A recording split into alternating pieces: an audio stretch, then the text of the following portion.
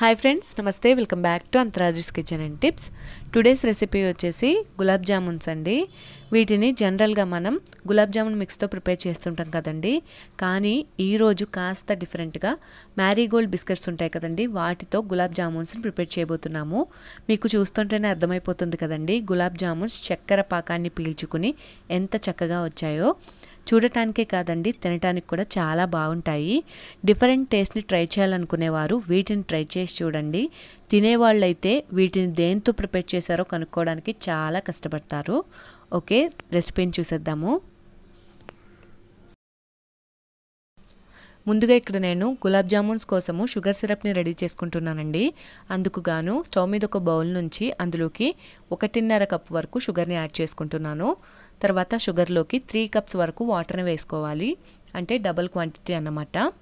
వాటర్ని వేసిన తర్వాత స్టవ్ని ఆన్ చేసుకుని మీడియం టు లో ఫ్లేమ్లోనే చక్కెర అంతా చక్కగా కరిగేటట్టు కలుపుకుంటూ కరిగించుకోవాలండి. పంచదార అంతా కరిగిపోయిన తర్వాత స్టవ్ని మీడియం టు హై ఫ్లేమ్లో పెట్టుకుని స్టిక్కీ కన్సిస్టెన్సీ వచ్చే వరకు సిరప్ని మరిగించుకోవాలి. నార్మల్గా మనం గులాబ్ జామున్స్కి ఏ విధంగా అయితే పాకం తీస్తామో అదే విధంగా దీనికి కూడా పాకం పట్టుకోవాలండి. మనం సిరప్ని కాస్త టచ్ చేసినట్లయితే జిగురుగా ఉంటే సరిపోతుంది, తీగ పాకం ఏమీ రానవసరం లేదు. ఇలా మరుగుతున్నప్పుడే 1 టీ స్పూన్ వరకు ఇలాచీ పౌడర్, అలాగే ఉన్నట్లయితే కుంకుమ పువ్వుని కానీ లేదా కలర్ని కానీ వేసుకుంటే మంచి కలర్ వస్తుంది. చూస్తున్నారు కదా, మనకి స్టిక్కీ కన్సిస్టెన్సీ వచ్చేసింది. అందుకని ఇక్కడ నేను సిరప్ని స్టవ్ ఆఫ్ చేసేసి పక్కన పెట్టుకుంటున్నాను. ఇప్పుడు గులాబ్ జామున్స్ని ప్రిపేర్ చేసుకుందాము. ఇక్కడ చూస్తున్నారు కదండి, నేను ఒక 20 వరకు బిస్కెట్స్ని తీసుకున్నాను, మ్యారీగోల్డ్ బిస్కెట్స్ని. సో తర్వాత వీటిని చిన్న చిన్న ముక్కలుగా విరుచుకొని మిక్సీ జార్లోకి తీసుకొని మెత్తటి పౌడర్ లాగా బ్లెండ్ చేసుకోవాలండి. ఇలా చేసేటప్పుడు ఎటువంటి ముక్కలు లేకుండా చాలా స్మూత్ పౌడర్గా మనం బ్లెండ్ చేసుకోవాలి. ఇలా చేయటం వల్ల గులాబ్ జాముల టెక్స్చర్ చాలా స్మూత్గాను మంచిగాను వస్తుందండి.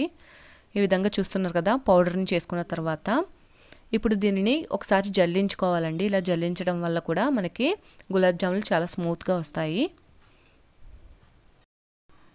బిస్కెట్స్ క్వాంటిటీ వచ్చేసి మన ఇష్టం అండి. నేను ఇక్కడ 20 బిస్కెట్స్ తీసుకున్నాను, వాటికి 25 వరకు గులాబ్ జాములు రెడీ అయ్యాయి. అలాగే సిరప్ని బట్టి గులాబ్ జాములు ప్రిపేర్ చేసుకోవాలి, గులాబ్ జాములు బట్టి సిరప్ని రెడీ చేసుకోవాలండి. అది ఏది ఎక్కువైపోయినా కానీ మనకి మిగిలిపోతుంది తప్ప సరిపోదు. నాకు ఈ 20 బిస్కెట్లకి ఈ సిరప్ సరిపోయింది. చూస్తున్నారు కదా, ఈ విధంగా నేను ప్లేట్లోకి తీసుకున్నాను కదా బిస్కెట్స్ని. తర్వాత అందులోకి ఒక 3 టేబుల్ స్పూన్స్ వరకు ఎండు కొబ్బరి పొడి ఉంటుంది కదండి, దాన్ని తీసుకున్నాను. పైన ఎటువంటి తొక్కు లేకుండా తీసేసి ఈ విధంగా మెత్తటి పొడిలా ఆడుకుంటే ఈ విధంగా వస్తుందండి. డిస్కేటెడ్ కోకోనట్ అంటారు దీన్ని. తర్వాత అందులోకి 2 చిటికెళ్ళు బేకింగ్ సోడా వేసానండి. ఆ తర్వాత 1 చిటికెడు సాల్ట్ని వేసాను. బేకింగ్ సోడా వచ్చేసి 2 చిటికెలు మాత్రమే వేయాలండి, అందుకే పర్టికులర్గా మీకు చూపించాను.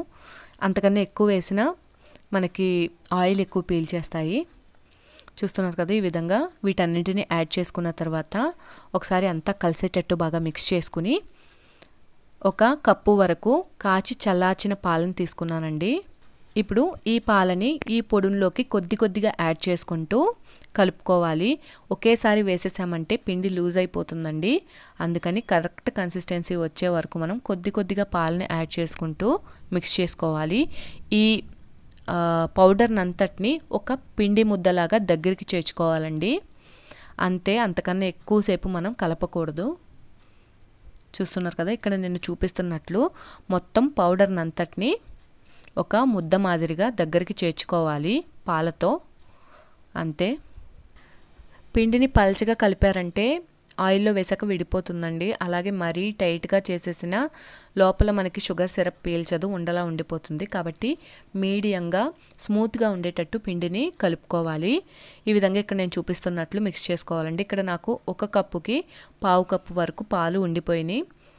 తర్వాత ఇక్కడ నేను 1 టేబుల్ స్పూన్ వరకు నెయ్యిని తీసుకొని నెయ్యిని చేతికి రాసుకుంటూ ఈ విధంగా గులాబ్ జాములకి ఎలా అయితే మనం ఉండల్ని ప్రిపేర్ చేసుకుంటామో అదే విధంగా ఎటువంటి క్రాక్స్ లేకుండా గులాబ్ జాముల బాల్స్ని ప్రిపేర్ చేసుకోవాలండి. చూస్తున్నారు కదా, మరి ప్రెషర్ పెట్టి ఒత్తకుండా పైన చూస్తున్నారు కదండి, ఇక్కడ నేను ఏ విధంగా అయితే చేస్తున్నానో అదే విధంగా రౌండ్ బాల్స్ లాగా చుట్టుకోవాలి. ఈ విధంగానే అంతా పిండిని రౌండ్ బాల్స్ లాగా చుట్టుకొని రెడీగా పెట్టాలి. తర్వాత స్టవ్ మీద ఒక కడాయి నుంచి అందులోకి డీప్ ఫ్రైకి సరిపడా ఆయిల్ని వేసి ఆయిల్ని మరీ ఎక్కువగా కాకుండా మీడియంగా కాగనివ్వండి. ఈ విధంగా కాగిన ఆయిల్లోకి మనం రెడీ చేసుకున్న బాల్స్ని ఒకదాని తర్వాత ఒకటి యాడ్ చేసుకుంటూ వాటిని గోల్డెన్ కలర్ వచ్చే వరకు వేయించుకోండి. ఇక్కడ చూపిస్తున్నట్లు జామున్స్ని టచ్ చేయకుండా ఆయిల్ని మాత్రమే ఈ విధంగా తిప్పుతూ ఉన్నట్లయితే గులాబ్ జామున్స్ అన్ని వైపులా గోల్డెన్ కలర్లో వేగుతాయండి. అంటే ఒకవైపు వేగి ఇంకొక వైపు వేగకుండా అలా ఉండకుండా.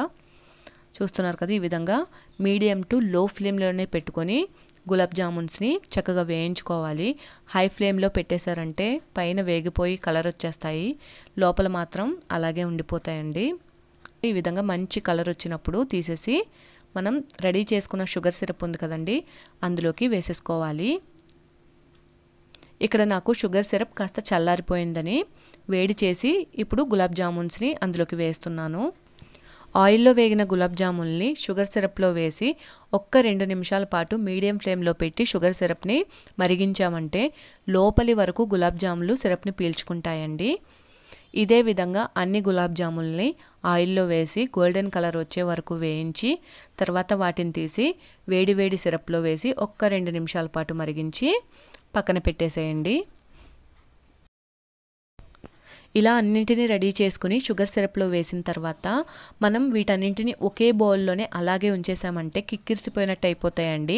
అంటే వాటికి ఉబ్బడానికి ప్లేస్ ఉండదు. కాబట్టి షుగర్ సిరప్ని 2 బౌల్స్లోకి డివైడ్ చేసుకుని గులాబ్ జామున్లు కూడా డివైడ్ చేసుకొని 2 బౌల్స్లోకి ట్రాన్స్ఫర్ చేసుకుంటున్నాను. అప్పుడు వాటికి ప్లేస్ చక్కగా ఉండి ఉబ్బడానికి కన్వీనియంట్గా ఉంటుంది.